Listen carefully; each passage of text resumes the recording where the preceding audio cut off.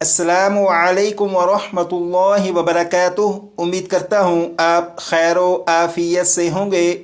आसान और मुख्तसर तजवीदुल कुरान कोर्स की अल्हम्दुलिल्लाह ये क्लास नंबर 13 है, और क्लास नंबर 13 में नून साकिन और तनवीन के 4 कायदों में से एक कायदा जो रहता है वो भी पढ़ेंगे, और इसके अलावा मीम साकिन के कायदे भी पढ़ेंगे। नून साकिन और तनवीन के 4 कायदे हैं: इजहार, इख्फा, इदगाम, इकलाब। इन 4 कायदों में से इजहार, इख्फा और इदगाम ये 3 कायदे तो आप पढ़ चुके हैं, लेकिन इकलाब के बारे में अभी नहीं पढ़ा। तो अब इकलाब के बारे में पढ़ेंगे कि इकलाब किसे कहते हैं। यहाँ पर देखिएगा लिखा है इकलाब, इकलाब, इकलाब 6 मरतबा पढ़ेगा।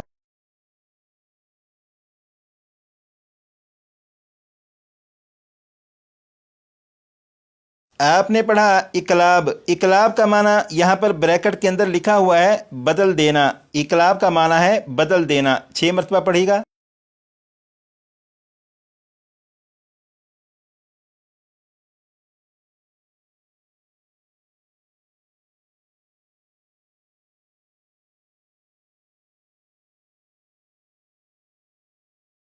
आपने पढ़ा इकलाब। इकलाब का माना है बदल देना। सवाल ये है कि इकलाब यानी बदल देना, इससे क्या मुराद है? तो इसका जवाब ये है कि नून साकिन या तनवीन के बाद हर्फ बा आ जाए तो नून साकिन और तनवीन को मीम से बदल कर गुन्ना करके पढ़ेंगे। आप यहाँ पर देखें, ये है नून, नून के ऊपर जज्म है। जब नून के ऊपर जज्म है तो ये नून साकिन है। नून साकिन के बाद बा है। जब नून साकिन के बाद बा है तो इस नून साकिन को फिर नहीं पढ़ेंगे, बल्कि नून साकिन को मीम से बदलेंगे और गुन्ना करके पढ़ेंगे। जैसे बिस्मिल्लाहिर्रहमानिर्रहीम। यहाँ पर लिखा है मिन, मिन। तो ये जो नून साकिन है, इस नून साकिन के बाद यहाँ पर बा है, तो अब नून को मीम से बदलेंगे और ये बन जाएगा मिम, मिम। जब नून साकिन को मीम से बदल दिया, अब गुन्ना करके पढ़ेंगे और ये बन जाएगा मिम, मिम बादी, मिम बादी। तो यहाँ पर क्योंकि नून साकिन है, नून साकिन के बाद बा है, तो नून साकिन को मीम से बदला, मीम से बदल कर गुन्ना करके पढ़ा, और यही इकलाब है। इसी तरह यहाँ पर देखिएगा, यहाँ पर भी नून साकिन, नून साकिन के बाद बा है। जब नून साकिन के बाद बा है तो इस नून साकिन को मीम से बदलकर गुन्ना करके पढ़ेंगे, और ये लिखा हुआ है मिन, मिन। लेकिन नून साकिन के बाद बा है तो इस नून को मीम से बदलेंगे और गुन्ना करेंगे, और ये बन जाएगा मिम, मिम बा कौलिहा, मिम बा कौलिहा। नून साकिन के बाद अगर बा आ जाए तो नून साकिन को मीम से बदलकर गुन्ना करके पढ़ते हैं, ये तो आपको मालूम हो चुका। लेकिन अगर तनवीन के बाद हर्फ बा आ जाए तो तनवीन को किस तरह पढ़ेंगे, अब ये सुनिएगा। यहाँ पर ये लफ्ज़ लिखा है जन्नातिन, जन्नातिन। इस लफ्ज़ में आप यहाँ पर देखें, ये ता यानी गोल ता है। गोल ता के नीचे 2 ज़ेर यानी तनवीन है। तनवीन के बाद यहाँ पर देखें बा मौजूद है। जब तनवीन के बाद बा आ जाए तो तनवीन के अंदर जो नून साकिन की आवाज़ होती है, जैसे यहाँ पर ता के नीचे 2 ज़ेर हैं, तो इसे इस तरह पढ़ेंगे ता 2 ज़ेर, तीन, तीन, तीन। यहाँ पर तीन पढ़ते हुए आखिर में जो नून साकिन की आवाज़ आ रही है, ये तनवीन के अंदर नून साकिन की आवाज़ है। जब तनवीन के बाद बा आ जाए तो तनवीन के अंदर जो नून साकिन की आवाज़ होती है उसे मीम से बदलकर गुन्ना करके पढ़ेंगे। जैसे यहाँ पर लिखा है तिन, इसे पढ़ेंगे तिम, तिम। इस पूरे लफ्ज़ को पढ़ेंगे जन्नतिम, जन्नतिम, जन्नतिम बिरबवतिन, जन्नतिम बिरबवतिन। अब यहाँ पर देखिएगा, ये लफ्ज़ है किरामिन। यहाँ पर मीम के नीचे 2 ज़ेर यानी तनवीन है। तनवीन के बाद यहाँ पर देखें बा मौजूद है। जब तनवीन के बाद बा है तो यहाँ पर इकलाब होगा, यानी यहाँ पर तनवीन के अंदर जो नून साकिन की आवाज़ होती है उसे मीम से बदलकर गुन्ना करके पढ़ेंगे, और ये पढ़ा जाएगा किरामिम, किरामिम बररातिन, किरामिम बररातिन। پورے قرآن پاک میں جہاں کہیں بھی آپ دیکھیں کہ نون ساکن ہو، نون ساکن کے بعد با آ جائے تو نون ساکن کو میم سے بدل کر غنہ کر کے پڑھیں گے اور اسے اقلاب کرنا کہتے ہیں۔ اسی طرح جہاں پر بھی تنوین ہو، تنوین کے بعد با آ جائے تو تنوین کے اندر جو نون ساکن ہوتا ہے اسے میم سے بدل کر غنہ کر کے پڑھیں گے اور اسے بھی اقلاب کرنا کہتے ہیں۔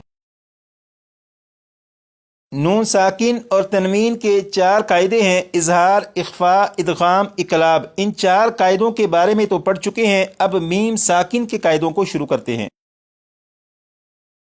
اب یہاں پر دیکھیے گا لکھا ہے میم ساکن کے بعد دوسری میم یا میم ساکن کے بعد حرف با آ جائے تو غنہ کر کے پڑھیں گے۔ ایک مرتبہ پھر میم ساکن کے بعد دوسری میم یا میم ساکن کے بعد حرف با آ جائے تو غنہ کر کے پڑھیں گے۔ اس کا مطلب یہ ہے، یہاں پر آپ دیکھیے گا یہ جو لفظ لکھا ہے فہم، اس لفظ میں یہاں پر میم کے اوپر جزم ہے، لہٰذا یہ میم ساکن ہے۔ میم ساکن کے بعد یہاں پر دوسری میم ہے، جب میم ساکن کے بعد دوسری میم ہو تو اس میم کو اس میم میں شامل کر دیں گے، ادغام کر دیں گے اور غنہ کر کے پڑھیں گے، جیسے یہ لکھا ہوا ہے فہم۔ لیکن یہاں پر کیونکہ میم ساکن کے بعد دوسری میم ہے تو اب ان دونوں لفظوں کو جب پڑھیں گے تو یہاں پر غنہ کر کے پڑھیں گے اور پڑھا جائے گا فہم مقمحون۔ تو پورے قرآن پاک میں اگر کسی بھی لفظ میں آپ دیکھیں کہ میم ساکن ہو، میم ساکن کے بعد دوسری میم ہو تو وہاں پر غنہ کر کے ہی پڑھیں گے۔ اسی طرح یہاں پر دیکھیے گا یہ ہے میم کے اوپر جزم ہے، جب میم کے اوپر جزم ہے تو یہ میم ساکن ہے۔ میم ساکن کے بعد یہاں پر با ہے، جب میم ساکن کے بعد با آ جائے تو میم ساکن میں غنہ کر کے پڑھیں گے، جیسے یہ لفظ لکھا ہوا ہے علیکم، لیکن یہاں پر میم ساکن کے بعد با ہے تو اس میم ساکن میں غنہ کر کے پڑھیں گے اور یہ پڑھا جائے گا علیکم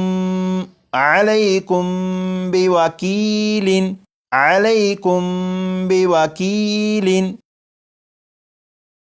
تو یہاں پر یہ جو لکھا ہے کہ میم ساکن کے بعد دوسری میم یا میم ساکن کے بعد حرف با آ جائے تو غنہ کر کے پڑھیں گے، اس کا یہی مطلب ہے کہ جیسے یہاں پر یہ میم ساکن ہے، میم ساکن کے بعد دوسری میم ہے تو یہاں پر غنہ کر کے پڑھیں گے، اسی طرح یہاں پر میم ساکن کے بعد با ہے تو میم ساکن میں غنہ کر کے پڑھیں گے۔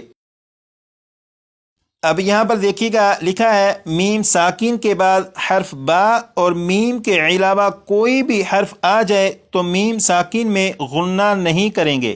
ایک مرتبہ پھر میم ساکن کے بعد حرف با اور میم کے علاوہ کوئی بھی حرف آ جائے تو میم ساکن میں غنہ نہیں کریں گے۔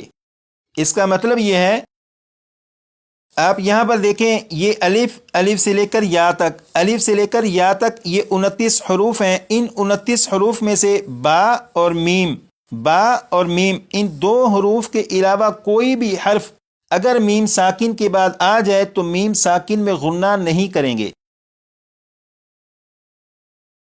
جیسے یہاں پر آپ دیکھیں یہاں پر یہ میم ساکن ہے، میم ساکن کے بعد تا ہے، اب یہاں پر دیکھیے گا یہاں پر میم کے اوپر جزم ہے، یہ میم ساکن ہے، میم ساکن کے بعد تا ہے، جب میم ساکن کے بعد تا ہے تو اس میم ساکن میں غنہ نہیں کریں گے اور اسے پڑھیں گے الم تارو۔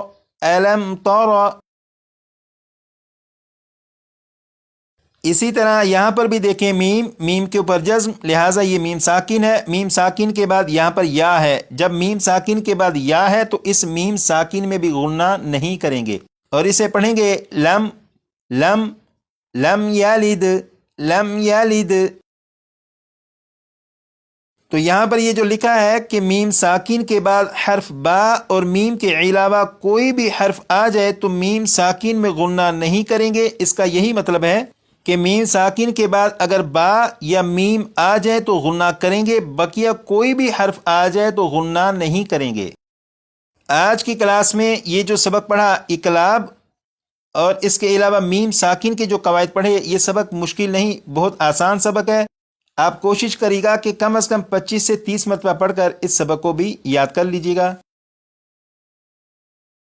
آپ سے گزارش کی گئی تھی کہ اس کورس کی جب پہلی 13 کلاسیں مکمل ہوں گی تو اس کے بعد آپ کا ایک ٹیسٹ ہوگا، اور وہ ٹیسٹ 25 سوالوں پر مشتمل ہوگا۔ ہر سوال کے درست جواب کے 4 نمبر ہوں گے۔ ٹوٹل 100 نمبر کا یہ ٹیسٹ ہوگا، اور وہ 25 سوالات یہ ہیں۔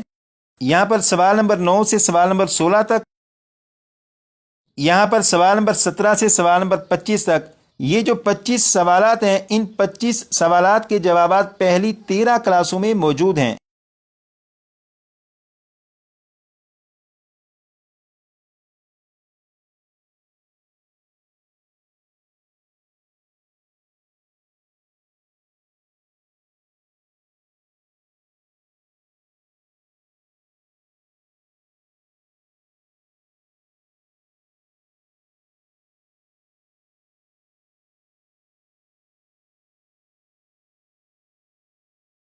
پچیس سوالات کے بارے میں بھی آپ کو معلوم ہو چکا، ان کی جوابات کے بارے میں بھی معلوم ہو چکا۔ اب سوال یہ ہے کہ ٹیسٹ ہوگا کس طرح، اب اس کے بارے میں سنیے گا۔ آپ کو ایک ویڈیو سینڈ کی جائے گی، اس ویڈیو میں 25 سوالات پوچھے جائیں گے۔ جیسے یہاں پر آپ دیکھیں، یہ ہے سوال نمبر 1، کھڑی حرکات کسے کہتے ہیں؟ یہ سوال پوچھنے کے بعد میں اتنی دیر خاموش رہوں گا جتنی دیر میں اطمینان سے جواب دیا جا سکتا ہے۔ اس کے بعد جو سوال آپ سے پوچھا گیا ہوگا وہ سوال اور اس کا جواب آپ کو دکھایا جائے گا۔ جیسے یہاں پر دیکھیں، یہ لکھا ہے 1، اس کا مطلب ہے سوال نمبر 1، کھڑی حرکات کسے کہتے ہیں؟ یہ سوال ہے، اس کا جواب ہے کھڑا زبر، کھڑی زیر، الٹا پیش کو کھڑی حرکات کہتے ہیں۔ اس سوال اور جواب کو دیکھنے کے بعد آپ غور کر لیجیے گا کہ جو جواب آپ نے دیا وہ اور یہ جو جواب لکھا ہے، یہ دونوں جواب ایک جیسے ہیں یا ان میں فرق ہے۔ اگر آپ کا جواب اور یہ جواب ایک جیسے ہوئے تو اس کا مطلب ہوگا کہ آپ کا جواب درست ہے، لیکن اگر آپ کا جواب اس جواب سے ملتا جلتا نہ ہوا تو آپ سمجھ لیجیے گا کہ آپ درست جواب نہیں دے سکے۔ اگر آپ کا جواب درست ہو تو آپ اپنے پاس کاپی کے اوپر لکھ لیجیے گا کہ سوال نمبر 1 کا جواب درست۔ اسی طرح سوال نمبر 1 سے سوال نمبر 25 تک آپ سے سوالات پوچھے جاتے رہیں گے، آپ ان کے جوابات دیتے رہے گا، اور ہر سوال کے بعد آپ کو وہ سوال اور اس کا جواب بھی دکھایا جائے گا، تاکہ آپ خود فیصلہ کر سکیں کہ آپ نے درست جواب دیا یا درست جواب نہیں دے سکے۔ اور یہ ضروری نہیں کہ جس دن آپ کو ٹیسٹ والی ویڈیو سینڈ کی جائے اسی دن آپ اپنا ٹیسٹ دیجیے، بلکہ اگر آپ کو لگتا ہے کہ 2 سے 3 دن میں آپ بہترین تیاری کر سکتے ہیں تو بے شک 2 سے 3 دن کے بعد آپ ٹیسٹ دیجیے گا، لیکن کلاس آپ کے ساتھ ساتھ چلتی رہے گی۔ اور جب آپ اپنا ٹیسٹ لے چکے ہیں، اس کا جو بھی رزلٹ نکلے وہ رزلٹ مجھے سینڈ کر دیجیے گا کہ میں نے 25 سوالوں میں سے اتنے سوالات کے درست جوابات دیے۔